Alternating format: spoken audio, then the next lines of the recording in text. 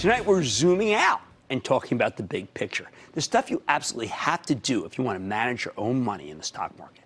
Before I get back into it, let me just say that if you don't feel like reflecting on what you need from the stock market, if you don't want to do the homework, if you don't want to watch the underlying companies and give up on their stocks when something goes wrong, nobody's forcing you to do that.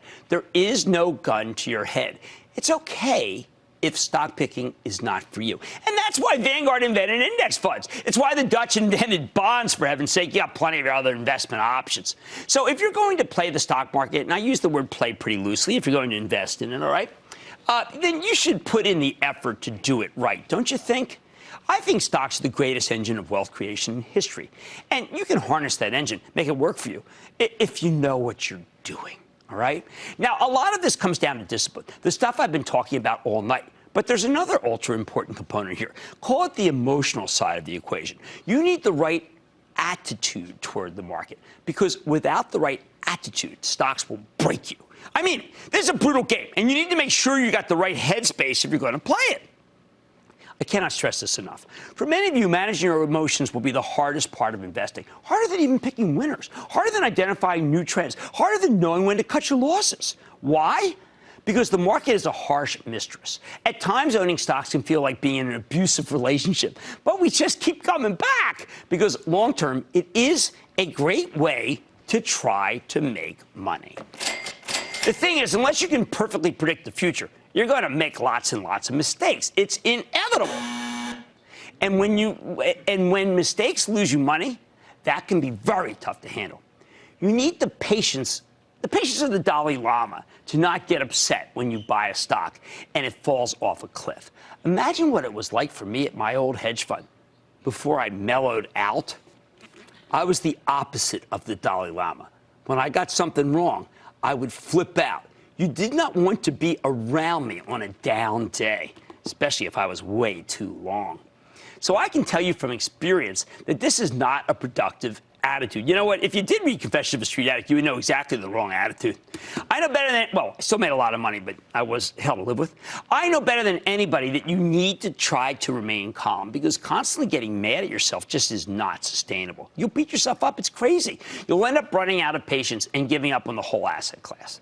Look, I'm not telling you to be the Dalai Lama. You don't need to be a Buddhist monk to be a good investor. It's okay to get mad or sad when the market punishes you with its behavior. I still do. An Action Alert stock, that stock that my Chapel Trust owns, if it gets really hit, I feel awful. I do. I can't get it out of my system. But you know what? I have to. You can't afford to punish yourself. The market's brutal enough on its own.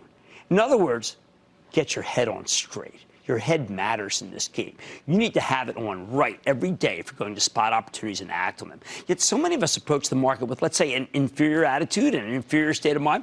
Our heads are clouded by negative thoughts that genuinely throw us off target, making us do the wrong thing. You will be in the wrong frame of mind to spot the next opportunity. So let me be your stock market therapist for a moment.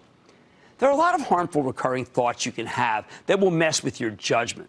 But the worst of the worst, when you think to yourself, if only, as in, if only I'd acted sooner on electronic arts, or if only I'd pulled the trigger on NVIDIA ahead of that quarter, or if only I'd stayed short Chesapeake Energy, I could have made a fortune.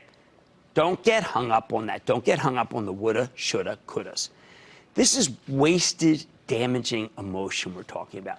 It's destructive to the positive psychology you need when you're making investment decisions. For a long time, I took it to an extreme. I would sit and be mesmerized by a couple of big misses, by things that I got wrong. I would be obsessed, going over the big miss over and over and over again. It wouldn't just be over. I can put it out of my head for Action Alerts now in a couple hours. I'm talking about days on end. Not anymore. I don't do that. Took me a long time to learn, but eventually I was able to see just how destructive playing the woulda, coulda, shoulda game can be.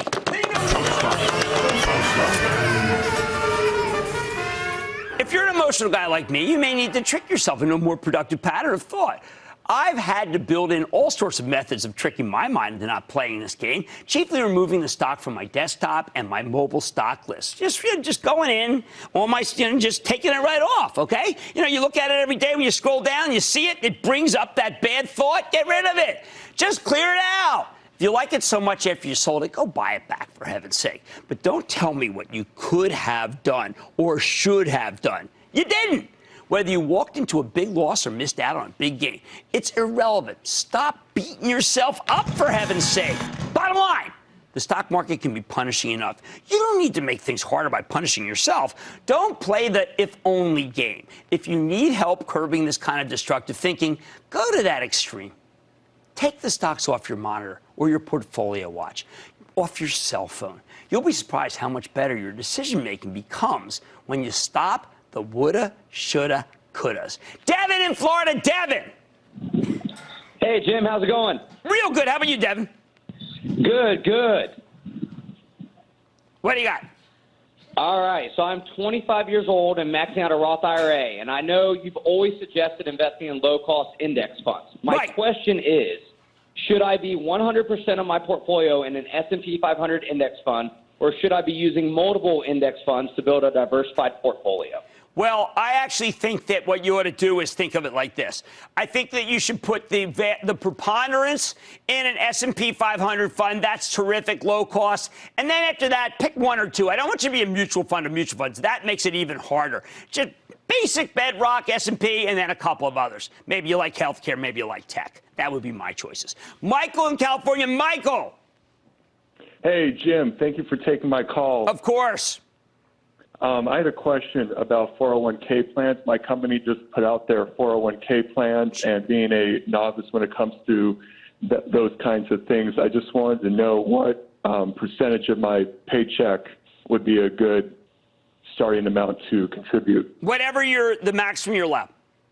Because what happens is that if you use the power of time, the power of compounding, you will have so much more, but you got to put it all in. And I always advise people, take the max, take the max, take the max. Enough with the woulda, shoulda, coulda, people.